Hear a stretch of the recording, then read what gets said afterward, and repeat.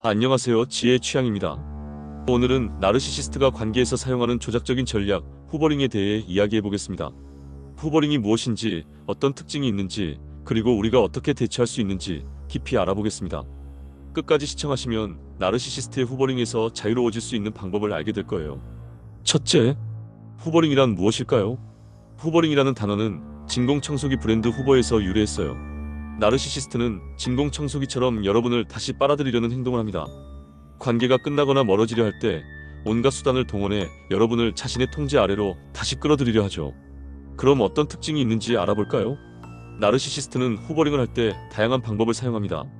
첫째, 달콤한 말로 유혹. 예전에 행복했던 기억을 떠올리며 다가옵니다. 내가 정말 미안해. 다시는 그러지 않을게. 우리 다시 잘해보자. 같은 말을 합니다. 마치 관계가 완전히 회복될 것처럼 보이게 하여 여러분을 흔들리게 만듭니다. 하지만 이는 본질적인 변화 없이 다시 통제하려는 수단일 가능성이 큽니다. 두 번째, 희생자 역할로 동정 유발. 자신이 얼마나 힘든지 강조하며 동정을 유발합니다. 너 없이는 살 수 없어. 너무 힘들어. 나한테는 너뿐이야 같은 말로 자신을 피해자처럼 꾸며 동정을 끌어냅니다. 상대방에게 죄책감을 느끼게 만들어 다시 관계를 복원하도록 유도하는 방법입니다. 셋째, 위협 또는 협박. 당신이 돌아오지 않으면 부정적인 일이 생길 거라고 협박합니다. 예를 들어, 이대로라면 나 정말 큰일 날 것 같아.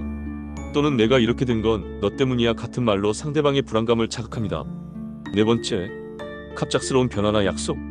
나쁜 행동을 인정하고 마치 진짜로 변할 것처럼 보이게 합니다. 내가 상담을 받기로 했어. 이번엔 정말 달라질 거야. 하지만 대부분은 말뿐이며 나르시시스트가 자신의 행동을 실제로 바꾸는 경우는 드뭅니다. 다섯 번째, 비난과 죄책감 심기.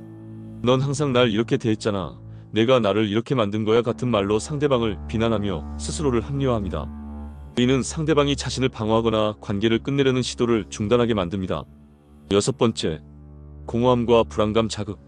나르시시스트는 여러분이 자신을 떠난다면 여러분의 삶이 망가질 것처럼 과장합니다.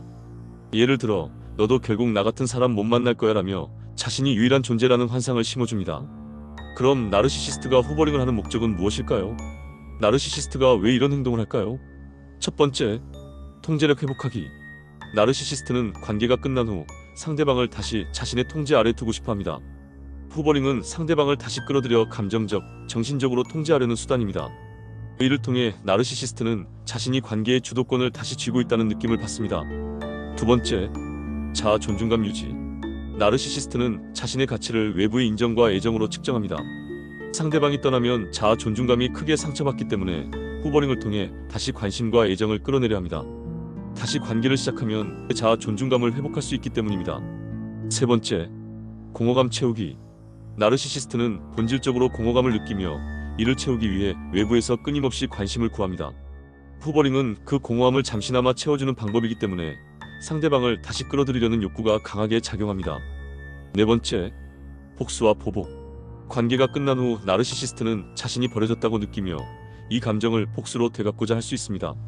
후버링을 통해 상대방을 다시 끌어들여 자기 뜻대로 되는 상황을 만들고 상대방을 다시 고통스럽게 하려는 의도가 있을 수 있습니다. 다섯 번째, 자신의 우월성 확인. 후버링을 통해 나르시시스트는 상대방이 다시 돌아오는 모습을 통해 자신이 우월하고 중요한 존재임을 확인하려 합니다. 이들은 상대방의 감정과 반응을 조종함으로써 자신이 지배하는 위치에 있다는 것을 느끼고 싶어 합니다. 여섯 번째, 불안과 두려움 유발. 후버링은 상대방에게 불안감과 두려움을 심어주기 위해 사용될 수 있습니다. 내가 너 없이 어떻게 지낼지 모르겠다 또는 너 없으면 내가 위험할 수도 있다는 말로 상대방을 죄책감과 불안 속에 빠뜨려 다시 돌아오게 하려는 전략입니다. 후버링은 나르시시스트가 자신을 다시 통제하려는 다양한 방법 중 하나입니다. 이들의 행동은 상대방의 감정을 조작하고 결국 자신이 원하는 결과를 얻으려는 목적을 가지고 있습니다. 그럼 후버링에 대처하는 방법에는 무엇이 있을까요? 나르시시스트의 후버링에 빠지지 않으려면 단호함이 필요합니다.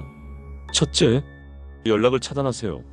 나르시시스트와의 소통은 그들의 조작에 휘말릴 위험을 높입니다. 둘째, 감정적으로 휘말리지 마세요. 그들이 말하는 사과나 변화의 약속은 진심이 아닐 가능성이 큽니다. 세 번째, 과거의 패턴을 기억하세요. 그들의 행동이 반복된다는 점을 떠올리세요. 이번에도 다르지 않을 겁니다.